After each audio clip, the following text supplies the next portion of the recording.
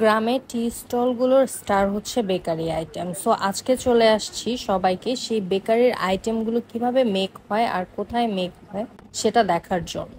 চলে আসছি প্রত্যন্ত গ্রামের একটা বেকারিতে।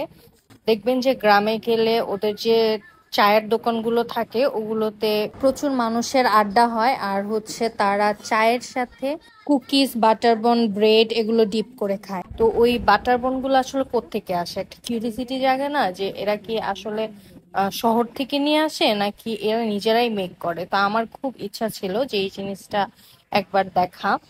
বেকারিতে প্রবেশ করার সাথে সাথে প্রচন্ড হিট ফিল হচ্ছিল। নর্মালি আমরা শহরে এখন যে বেকারিগুলো দেখি বেশিরভাগই হচ্ছে ইলেকট্রিক ওভেনে করা হয়, বাট এখানে এসে দেখলাম যে ওরা বিশাল বড় একটা চুলা সিমেন্ট দিয়ে তৈরি করে রাখছে। এই ওভেনকে নর্মালি বলা হয় ট্রেডিশনাল উড ফায়ার ওভেন। আর এরকম বেকারি আর এই ওভেনগুলো খুব কমই আসলে এখন দেখা যায় সচরাচর।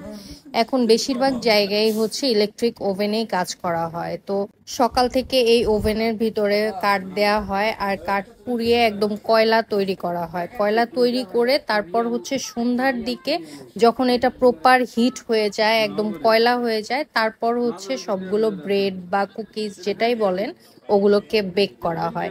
এখন ওনারা সারাদিন শুধুমাত্র ব্রেডগুলোকে শেপ দিবে আর ফার্মেন্টেশনের জন্য রেখে দিবে। এই যে এই প্যাচটা দেখতেছেন, এটা হচ্ছে আমরা যে বাটারবন খাই সেই বাটারবনের প্যাচটা ওনারা দিচ্ছে। এখানে প্রায় 10 থেকে 12 জনের মতো ওয়ার্কার্স কাজ করে, ছেলে মেয়ে উভয়ই কাজ করে। যেহেতু গ্রামে আসলে অত বেশি মানুষ একত্রিত করা বা এত বড় প্লেস, তারপরও নর্মালি এই বেকারিটা অনেক বড় ছিল। এখানে মহিলা বলেন পুরুষ বলেন সবাই কাজ করতেছে। এই বেকারির একটা জিনিসে ভালো লাগছে যে মহিলাদেরকেও কিছু কাজে রাখা হয়েছে। এই সাজগুলোতে কেক মেক করা হয়, তো উনি আবার কাগজগুলোকে সুন্দর করে ক্রাফটিং করে রাখছিল, মানে কেটে রাখছিল, সেটাকে বক্সে সেট করে দিচ্ছে। এটা দেয়া হয় নর্মালি কেকের আমরা যে বেকিং পেপার বলি, অ্যাজ এ বেকিং পেপার ওই কাগজটা ওখানে সেট করা হচ্ছে। আমার সবচাইতে বেশি ভালো লেগেছে এইখানে যে ওই যে একটা ঘ্রাণ, মানে কয়লার বারবিকিউর যে একটা ঘ্রাণ, এই ব্রেডগুলোতে সেই ঘ্রাণগুলো পাচ্ছিলাম। যদিও মানে বেশি আহামরি কিছু না, যেহেতু গ্রামের, এটা আপনাকে ধরেই নিতে হবে, কিন্তু একটা সুন্দর একটা স্মেল পাচ্ছিলাম, আমি একটা বারবিকিউ স্মেল পাচ্ছিলাম। আর এই জিনিসগুলো দেখতেছেন, এগুলো আগের দিন ওনারা বেক করে রাখছে, আজকে সারাদিন এগুলো চলে যাবে। আর আজকে যেগুলো বানাচ্ছে এগুলো কালকের জন্য সব রেডি করছে, রাতের মধ্যে এগুলো প্যাকিং ট্যাকিং করে ওনারা হচ্ছে দোকানে দোকানে দিয়ে দেওয়ার জন্য রেডি করবে। আর এই যে ওয়াটার স্প্রে করছে, স্প্রে করে এগুলোকে সারা দিনের জন্য সন্ধ্যা পর্যন্ত রেখে দিবে জাস্ট ফার্মেন্টেশনের জন্য। এই পুরো ফ্যাক্টরিটা লাইক স্টিম রুমের মতো হয়ে গেছে অনেকটা। তো সারা দিনে এই সবগুলো ব্রেড এরকম করেই হচ্ছে ফার্মেন্টেশনের জন্য রেখে দিবে। প্রপার যখন ফার্মেন্টেড হয়ে যাবে তখন এটাকে ওভেনে দিয়ে বেক করা হবে। এখন অলমোস্ট লাঞ্চের টাইম হয়ে গেছে, এখন ওরা ডোর ক্লোজ করে দেন ওরা লাঞ্চ করবে, তারপর বাকি কাজ আবার করবে। আর ফ্যাক্টরির সিইও ছিল, উনি আমাকে বলল যে উনি আজকে ছিল বলেই ফ্যাক্টরির ডোর ওপেন ছিল। নর্মালি অলওয়েজ কাজ করার সময় হইলো ডোর ক্লোজ করে ওনারা কাজ করে। সন্ধ্যায় আবার আমি ফ্যাক্টরিতে চলে যাই, যদিও অনেক কিছু মিস হয়ে গিয়েছে, একটু লেট হয়ে গিয়েছিল সাম অফ দ্য রিজন। তো ওখানে যেয়ে দেখি যে অনেক কিছুই রেডি। সকালে দেখে গেছিলাম এগুলো একদম ছোট ছোট করে কেটে রাখছিল, এগুলো ফার্মেন্টেড হয়ে কিরকম ফুলে উঠছে। এখন সবগুলো ব্রেডকে একদম এক সিরিয়ালে 15 থেকে 20টা করে ওভেনের ভিতরে দিয়ে দিবে। দিয়ে দিলে পরে প্রপার যখন ব্রাউন কালারটা হয়ে যাবে, ওনাদের এক্সপেকটেশন অনুযায়ী যে কালারটা সেটা যখন হবে তখনই ওনারা একটা একটা করে বের করবে। অ্যান্ড একটা জিনিস আমার কাছে খুব ভালো লেগেছে যে ওনারা যখন বের করছে প্রত্যেকটা আইটেমই চেক করে করে দেখছে যে ওনাদের এক্সপেকটেশন অনুযায়ী ওটা ঠিক হয়েছে কিনা, প্রপার বেকিং হয়েছে কিনা। তো এইখানে 2 রকমের বা 3 রকমের জিনিস আছে, হচ্ছে ক্রিম রোল আছে, ব্রেড আছে, অ্যান্ড হচ্ছে কুকিজ দিবে সবার লাস্টে। তো ব্রেডটা নর্মালি সফট হয়, তো ওটা চেক করে দেখে সফট আছে কিনা। আর এই ক্রিম রোলটা হচ্ছে একটু ক্রাঞ্চি হয়, যেটা কামড় দিলে একটু বাইটে বাইটে ক্রাঞ্চ ফিল হবে।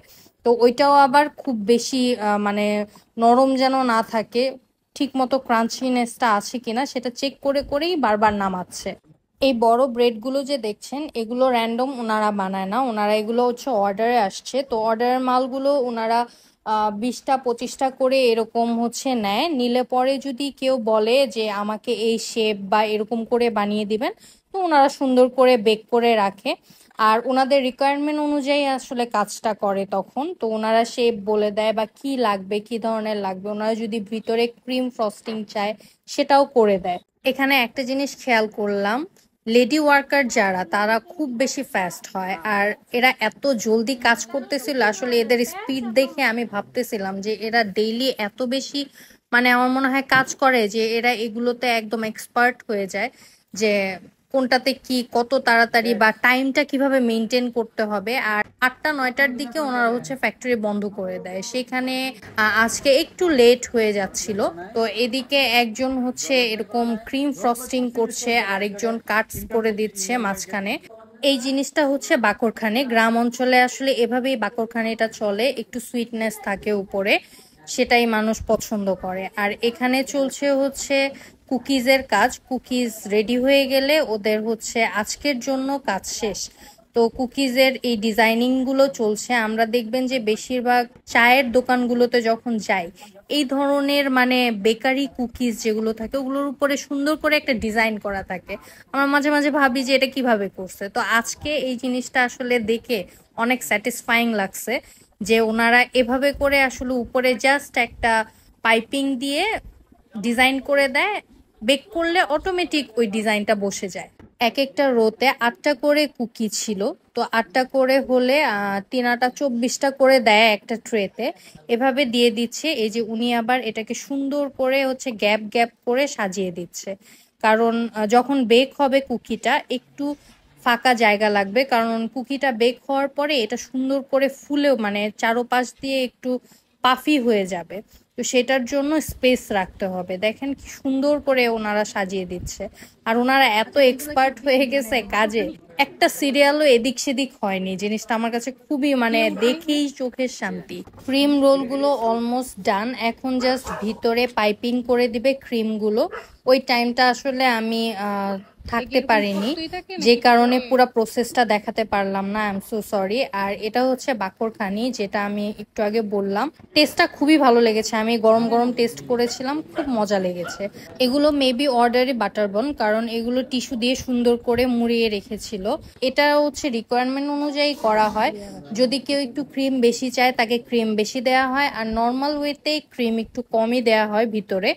আরেকটা জিনিস হলো, বেকারিতে প্রচুর পরিমাণে ওয়েস্টেজ হয়, কিন্তু ওই ওয়েস্টেজ গুলো কাজে লাগানো হয়। যারা নাকি মাছের বিজনেস করে বা মাছ পালে, ওয়েস্টেজ গুলো নিয়ে যেয়ে মাছের খাবার হিসেবে দেয়া হয়। এখানে সিল করার জন্য কোনো ডিজিটাল মেশিন ইউজ করা হয় না। এখানে ইউজ করা হয় হচ্ছে দিয়া দিয়া দিয়ে সুন্দর করে আগুন জ্বালিয়ে রাখে, ওইটা দিয়েই সিল করে করে বাটার বনগুলো এরকম প্যাকেট করে ফেলে। এখন হচ্ছে টেস্টিং এর পালা। বেশ কিছু ব্রেড বাচ্চাদের জন্য নিয়ে আসছি এন্ড আমাদের জন্যও নিয়ে আসছি।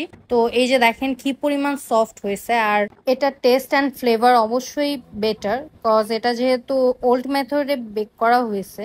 কারণ এই বেকিং সিস্টেমটা আসলে এখন উঠেই গেছে। বেকারিতে যে ক্লে ওভেন থাকে সেই জিনিসটা এখন আর সচরাচর দেখা যায় না। তো আজকের ভিডিও এতটুকুই। নেক্সট এ ধরনের ভিডিও বা কন্টেন্ট যদি আরো বেশি দেখতে চান তাহলে অবশ্যই আমাকে কমেন্টে জানাবেন। আল্লাহ হাফেজ, ফি আমানিল্লাহ।